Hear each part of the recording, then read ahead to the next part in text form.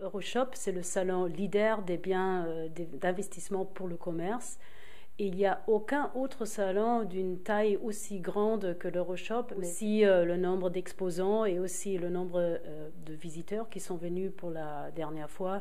Mais disons que tout le concept est unique et va attirer, je suis très sûre, autant de visiteurs, c'est-à-dire plus de 100 000 visiteurs du monde entier. On a 4 secteurs. Premièrement, c'est Euroconcept, c'est tout ce qui est aménagement de magasins, conception de magasins, revêtement de sol, éclairage, architecture et design, et puis réfrigération. Le deuxième secteur, c'est Eurosales, visual merchandising et décoration de magasins, signalisation numérique et mannequins de vitrine. Le troisième secteur, c'est Euro6. Là, vous allez trouver les systèmes d'information et de sécurité, donc système de caisse, self-checkout, système de paiement, RFID, système de surveillance. Et finalement, le quatrième secteur, c'est Euroexpo. Et là, c'est l'agencement de stands et l'événementiel. L'éclairage est devenu cette année, enfin pour la prochaine édition, un point fort parce qu'on n'a jamais auparavant, on a eu une surface aussi grande. C'est-à-dire, on a vendu plus de 9500 mètres carrés net, bien sûr, avec plus de 130 entreprises.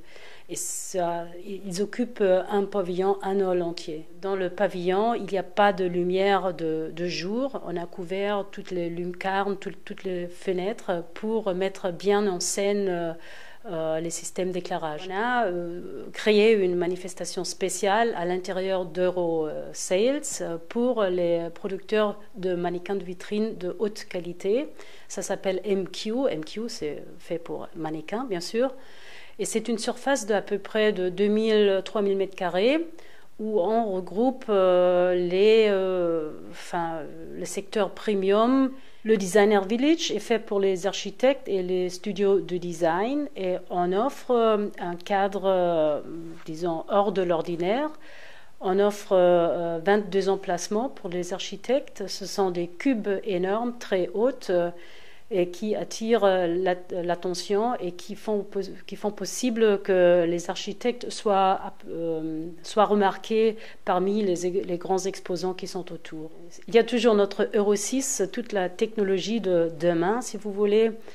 Donc là, vous allez trouver les systèmes de caisse et tout ce qui est surveillance, aussi le mobile, le téléphone portable est devenu très important pour le commerce parce qu'avec ce téléphone-là, on peut faire beaucoup plus de choses que parler. Vous pouvez par exemple payer à la caisse avec le téléphone si vous avez la technique qu'il faut. Pour les Français, on est très heureux d'avoir pour la première fois une participation française aussi officielle organisée par UbiFrance dans les 3 secteurs, c'est-à-dire dans Euroconcept, Euro6 et Eurosales. Düsseldorf, c'est à 500 km peut-être même pas 400 km de Paris par exemple. De Paris à Düsseldorf, c'est 50 minutes en avion ou même pas 4 heures en Thalys, en train. Ça coûte, si vous prenez l'avion par exemple, ça coûte peut-être moins de 100 €. Ça dépend quand vous allez trouver le vol, c'est sûr, c'est toujours comme ça. Et une fois à Düsseldorf, il y a tant de choses à voir, à exploiter. C'est une ville très internationale, avec son charme local, bien sûr. On a de la bière de Düsseldorf pour ceux qui aiment la bière.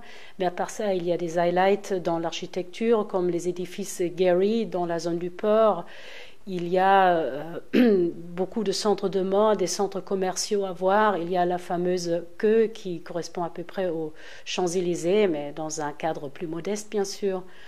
Bref, il y a tant de choses à voir, ça ne suffit pas de venir un jour.